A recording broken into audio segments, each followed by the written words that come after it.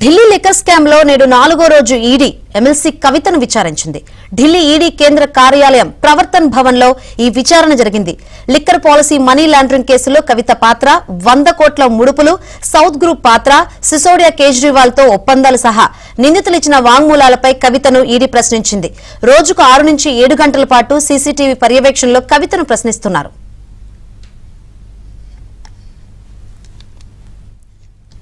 Right, Delhi liquor scam లో నేడు 4వ రోజు ఈడీ ఎమ్మెల్సీ కవితను విచారించింది. రోజు 6 గంటల నుంచి 7 గంటల వరకు విచారిస్తుంది. ఇంక ఇదే విషయం గురించి మరింత సమాచారాన్ని మా ఢిల్లీ బ్యూరో చీఫ్ కృష్ణ అడిగి తెలుసుకుందాం. కృష్ణ, ఈ రోజు లిక్కర్ కేసులో కవితను ఏమేమి ప్రశ్నించింది ఈడీ, ఏంటి అప్డేట్స్?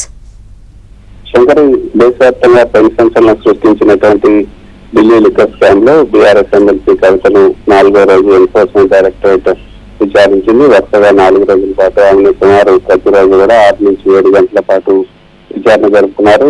ఈ కేసుకు సంబంధించి ఢిల్లీ సీఎం కేజ్రీవాల్ మినహా నిందితులంతా దాదాపు అరెస్ట్ అయ్యారని చెప్పచ్చు.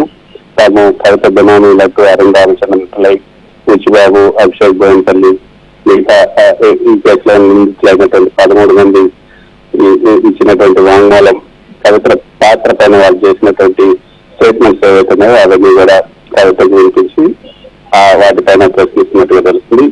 తన కవిత బినామీ గతంలో అరుణ్ రామచంద్రన్ ఇచ్చినటువంటి వాంగ్మూలాన్ని వెనక్కి తీసుకునేందుకు అనుమతి ఇవ్వాలంటూ సిబిఐ ప్రత్యేక కోర్టులో పిటిషన్ దాఖలు చేసింది.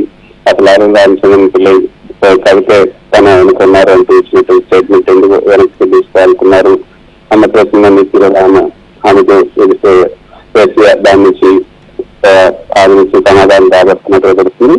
ప్రధానంగా అసలు ఢిల్లీ మద్యం వ్యాపారంలోకి ఎలా ప్రవేశించారు, మద్య వ్యాపారంలో పెట్టుబడులు పెట్టాలని మిమ్మల్ని ముందుగా ఎవరు సంప్రదించారు, ఢిల్లీ మద్యం పాలసీకి మీకు సంబంధం ఏంటి, ఢిల్లీ మద్యం పాలసీలో మార్పులు చేర్పులు చేయడంలో మీ పాత్ర ఏంటి, ఢిల్లీ ఉప ముఖ్యమంత్రి మనీష్ సిసోడియాని ఎప్పుడైనా కలిసారా, లేకపోతే ఫోన్లో మాట్లాడారా, అసలు మనీష్ సిసోడియాతో పరిచయం ఎలా ఏర్పడింది, ఢిల్లీ మద్యం పాలసీ గురించి మీకు ముందే తెలుసా, సౌత్ గ్రూప్ వెనుక ఉన్నటువంటి నేతలు ఎవరు, సౌత్ గ్రూప్ కి మీకు ఉన్నటువంటి సంబంధం ఏంటి, సౌత్ గ్రూప్ తరఫున ఆప్ నేతలకు ఎంత మొత్తంలో ముడుపులు ఇచ్చారు, అరుణ్ రామచంద్రన్ పిల్లకి బినామీ వాంగ్మూలం ఇచ్చారు, అది నిజమేనా, అయితే ఢిల్లీ మద్యం వ్యాపారంలో ఎన్ని కోట్లు పెట్టుబడి పెట్టారు, వీటన్నిటితో పాటు శరచంద్రారెడ్డి, నాగత రావులతో సౌత్ గ్రూప్ ఎందుకు ఏర్పాటు చేశారు, ఇటువంటి ప్రశ్నలన్నీ కూడా అడిగి సమాధానాలు రాబట్టినట్టుగా తెలుస్తుంది.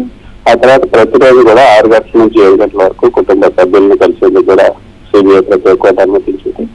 ఈ రోజు తన తల్లిని, అదేవిధంగా కుమారుని, సోదరిని, మీకు సంబంధించినటువంటి శిక్షకులు కూడా కలవాలని కోరటం జరిగింది. సో ఆ మేరకు ఈ రోజు వాళ్ళ తల్లి, అదేవిధంగా శిక్షకు కూడా వచ్చి కలిసే అవకాశం ఉంది.